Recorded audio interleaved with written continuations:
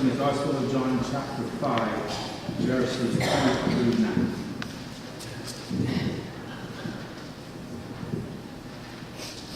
Now in Jerusalem by the sheep gate there is a pool called in Hebrew Bethsaida, which has 5 porticos. In there lay many invalids, blind, lame, and paralyzed. One man was there who had been ill for 38 years. When Jesus saw him lying there and knew that he had been there a long time, he said to him, "Do you want to be made well?"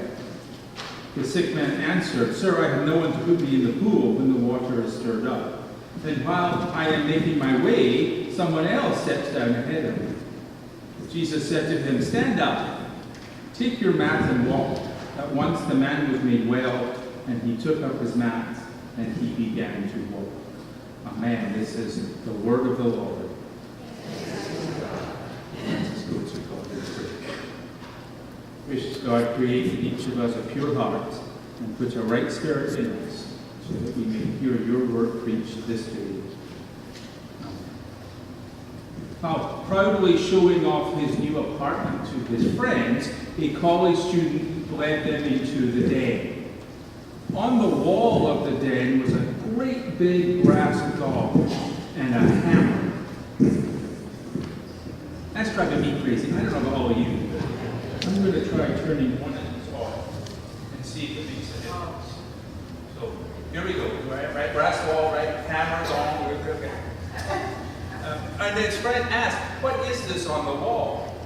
And the man replied, "That is my speaking clock." "Oh, how does it work?" He says, "I'll show you." And he took the hammer and he hit it as hard as he could against the gong, and it was so loud that it shook the whole apartment. And as soon as the reverb started to slow down from through the wall, you heard this. "Knock it off! It's 2 o'clock in the morning!"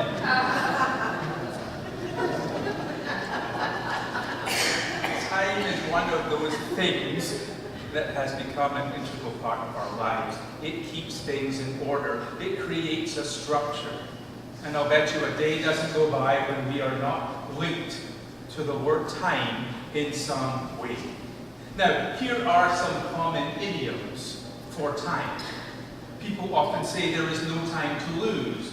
We are on borrowed time, or once upon a time, or one step at a time, or past the time of day. Folks, I've heard about 100 of these, so just bear with me. Only time will tell. He's a ticking time bomb. A devil of a good time, a devil of a time, a whale of a good time, a full-time job. A good time was had by all. A race against time, a section time, ahead of one's time, any time you're ready. At one's time of life, at the appointed time, at the present time, at the same time, to be in the right place, at the right time. Better luck next time, it's closing time, and come back any time. The healing happened when this man had an encounter with Jesus and he was cured of his paralysis. This was a life-changing meeting for this man. He was healed, he was restored to society, and he had a meaningful interaction with Christ. And as important as this event was to this man, for us, it is in what Jesus said and did that becomes pitiful to our faith. The scene of our story is set with Jesus in town to celebrate one of the 3 Jewish festivals. The miracle takes place while he is standing by or in front of a famous pool. Barclay explains that beneath the pool was a subterranean stream which every now and again had bubbled up and would disturb the waters of the pool. The belief was that the disturbance was actually caused by an angel. And because it was an angel that was stirring up the waters, the first person to get into the pool after the troubling of the water would be healed of whatever they were suffering from. Now this man obviously believed that if he could be the first in the pool after the angel stirred it up, he would receive the pool's curative properties.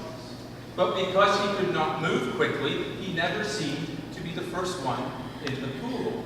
For 38 years he tried and tried, all to no avail. And to reference another time idiom, one could say that this man hadn't been healed in a month of Sundays. Because after years of trying, of trial and error, of failure, then there came a day where he met Jesus, and as soon as he met him, he was in fact healed. So the first thing we learn about Christ, the first thing that Christ speaks to our faith, is that we need him to be part of our lives. In the book Feasting on the Gospels, Marguerite Schuster says this: a sermon on these verses might hold up Jesus as one in whom we may have confidence, seeking thus to reassure those who have grown weary in their doubts and struggles. Whether we live as Christians or not, one thing that is constant: life is full of pain and hardship, of uncertainties and misgivings, of light and darkness, of doubts and struggles. But for those who have faith in God, the dark moments are faced together. The pain can be overcome, and our struggles will not defeat us, because in us we are given the strength of Christ. How many times have you found yourself saying, I would not have overcome that tragic event without Christ in my life? How many times has someone said to you, how do people with no faith ever get through those life-changing moments? Well, the reality is we don't. We don't do it by ourselves anyway, and fortunately, we don't ever have to try. The man in our story was paralyzed for most of his life, and in that moment, Jesus was right there in front of him. He was ready and willing to help, to heal, and to save this person. Jesus comes to us in a calming confidence and life-changing presence. Now, the second thing that Jesus gives us in our lives is an opportunity. I think it's strange that Jesus asked this man, do you want to be healed? The man was paralyzed. He had been like this for most of, or even maybe probably all of his life. He'd been trying to get into the healing pool for 38 years. Why would Jesus ask the question? The man had been making attempts at being healed for so long, it could be that he really didn't expect to be healed. That after all this time, this was simply his behavior and his way of life. Or maybe what Jesus was actually saying was, do you really want to be made well? Because if I heal you, your life, everything you know, all the ways that you are comfortable will change. This way of life that you know, make sure you're ready for that change if I heal you. Now, I believe that all of us come to that same crossroads in our own lives. If Christ is an integral part of who we are, if we live by his commands and follow his calling to our life, then at some point we are all going to answer that same question. Do you want to be healed? In other words, do you want to be free from whatever it is that is holding you back from that freedom that is in Christ Jesus? I think Jesus asks our hearts that question, not because of any doubt, but because he needs us to understand that he gives us not just his presence, but an opportunity to do more than survive in this world. With Jesus in our lives, we are able to thrive. But to do that, to really thrive, it's up to us to do our part. Barclay ends his commentary on this passage by saying, here is the road to achievement. There are so many things in this world which bring us defeat. When we have intensity of desire and determination to make the effort, hopeless though it may seem, the power of Christ gets its opportunity, and with him we can conquer what for long has conquered us.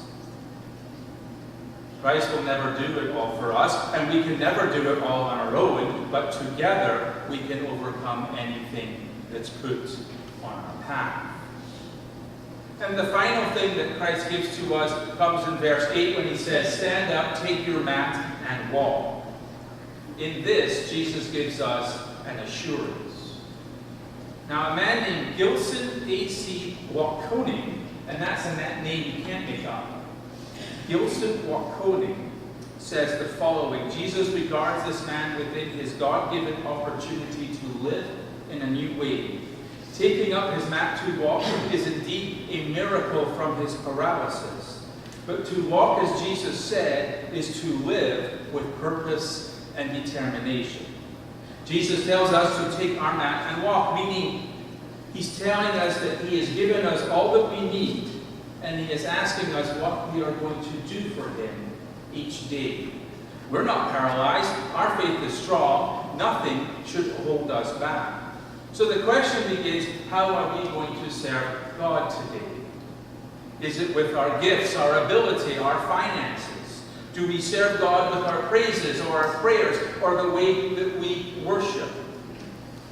Do we serve God by serving others, by serving in soup kitchens, by serving our country?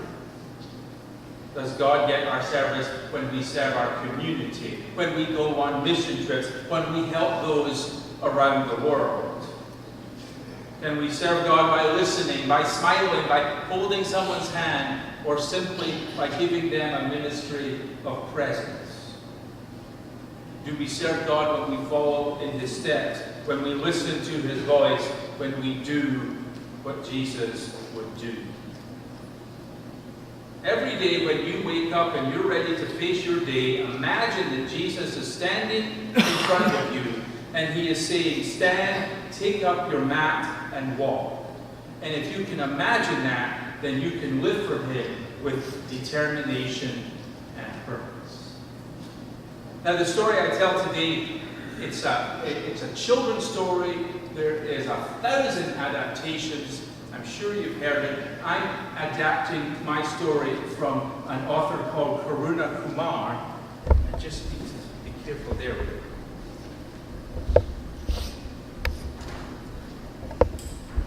Nowhere to stand today, but I'll get down here. I have to be up higher.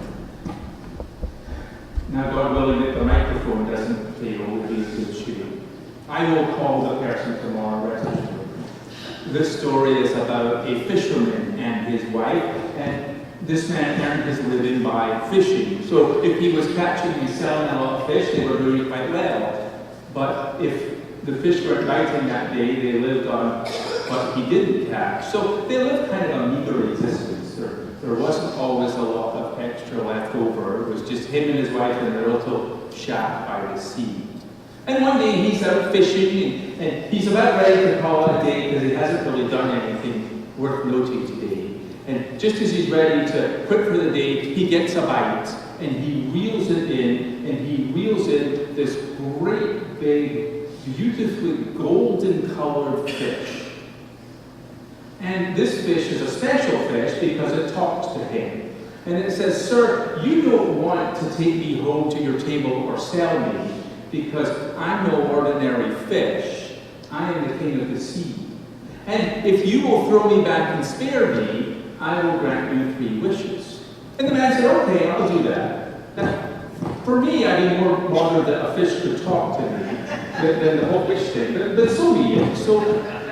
So he says fine, and he throws the fish back into the water, and he says, "But I don't want my wishes now. I want to go home and talk it over with my wife." And the king of the sea said, "That's fine. When you're ready, come back to the spot and just say, 'Oh, great king of the sea, I am here for my wish, and I will appear.'" So the man goes home, and he tells his wife everything, and she believes it, hook, line, and sinker, and they start talking about what their wishes should be. And the wife said, "You know, I know we live a meager existence, but we don't get out much. And I think it'd be nice if we had new clothes so we could go about the town. But not just a set of clothes, a whole wardrobe each of clothes." And then she says, "And you can't go out with new clothes if you don't have new jewelry and new things to wear that match the clothes." So he goes back to the sea and he says, "Oh, great king of the sea, I'm ready for my wish." And just at that moment, the sea turns golden, and the king of the sea comes out, and he says, "Whether selfish or for altruistic motives, tell me what you wish, and I will so grant it." And the man says, "My wife and I want wardrobes of new clothes and jewels to match every single outfit." And the man says, "Go home and look in your wardrobe and see your new clothes." That's what the fish says.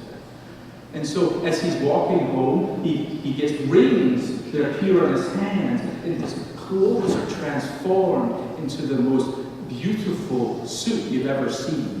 And when he gets to his shack, his wife is in a beautiful flowing evening gown with matching necklace and earrings and bracelets. And they're very happy that that wish was granted. And they're very content for a couple of weeks. And then after a couple of weeks, the wife says, you know, these clothes are great, but we're still in a little shack. I think we should have a nice big house to live in. And the man says, well, what would you like? Would you like a castle, a palace, a mansion? And the wife says, I think a mansion's good enough. So he goes back to the sea, and he says, oh, great king of the sea, I'm here for my second wish. And the lake turns gold, and the fish appears and says the same thing, whether selfish or altruistic, say what you will, and I will grant you your wish. And he says, I'd really like a nice big house, a mansion, with lots of rooms and things that we can enjoy, and we can be spoiled and taken care of and have everything we need in that house. And the king of the sea says, go home and enjoy your new house. And this time the man runs to the house, and he sees it far off, and he runs faster and faster, and he gets there, and his wife greets him, and she says, come in and check out this house. We have 10 bedrooms, and every single bedroom is bigger than our entire shack. We have a state-of-the-art kitchen. We've got a movie theater. There's a 5-car garage, and every single space is full. And they were very pleased, and they were very happy for a couple of weeks. And then the wife said, you know, it's great to have all this, but I don't want to clean this house. I don't want to cook my meals. I don't want to drive those cars. I need someone, we need people to do this for us. So the man went back to the sea and said, oh, great king of the sea, grant me my wish. And the sea turns gold, and the fish appears and says the same thing, whether selfish or altruistic, tell me and I will grant it to you. And he says, we'd like people to take care of us. We'd like a maid and a butler and a chauffeur and a chef. And the great king of the sea says, go home and enjoy your new found wealth. And so he goes home, he gets to the front door, and his wife opens the door, and standing on either side of her are 2 big men with big, huge fans and fans. And they have they have a meal prepared by a chef that night, and they have their chauffeur take them all over town, and their house is spanking clean all the time, and they never want for anything, and they're very happy for a couple of weeks. And then the wife says, you know, all this is great, but I'm still just a fisherman's wife. And the fisherman says, I agree, I'm still just a fisherman. Now, if we were a king and a queen, then people would really take notice. He says, I'll go back and ask the king of the sea. And his wife says, well, you can't, you were given your 3 wishes. He says, yeah, but I saved his life. I think he can stretch it and give us 1 more. So he goes back to the spot, and he says, oh, great king of the sea, I'm here for you to grant me a wish. And the water doesn't turn gold this time, it stays the same color. And the fish appears, and he said, you have been selfish. You have squandered your wishes. Never once did you wish for anything for the better of humanity, to help your community, to better someone else. Everything was for you and your wife and the 2 of you only, and you're still not satisfied. So your selfishness and your greed will be your undoing. And the king of the sea swims away. And the man starts to walk home, and he thinks hard about what all this could mean. He doesn't have to think too hard, because as he's walking, all the jewels fall off his hand, and he's again back in his rags. And he gets home, not to the mansion, to the little shack where his wife is, all alone with no one there to take care of her. And they realize that they've been selfish, and they kind of wallow in that for a couple of weeks, and then they understand that happiness is truly what you make of it. And they didn't need all those things to be truly happy. Now that's the children's fairy tale that's told. And so now I have to turn that into a point of this sermon. And the point is very simple. Wouldn't life be grand if we all had a king of the sea or a genie in our hip pocket that could snap their fingers and make all of our wishes come true and make us successful, and we could grow in our faith and we could grow in our lives because we could simply wish it true. But we all know life doesn't work that way. Life is messy, life is hard, life is full of failures and tragedies and wonderful moments. And it's up to us to work hard to make that the best. We are never going to be given a genie or a king of the sea. But here's the great thing. We don't need them because we have a Savior. And although he never comes and snaps his fingers and makes our dreams come true, he is with us to give us that assurance, to give us that presence, to give us those abilities, to give us those desires so that we can live out our faith. And when we do that, we will find out that that is all we need to be happy in this world. So I'd like to end with the famous words of St. Paul, who says, I can do all things through Christ who gives me strength. Let us pray. Gracious God, we know that you are with us, and we are grateful that you give, but that we do our part too, and that we work hard in this life to do your work and to serve you. We ask that you be with us in all that we do, now and always. Amen.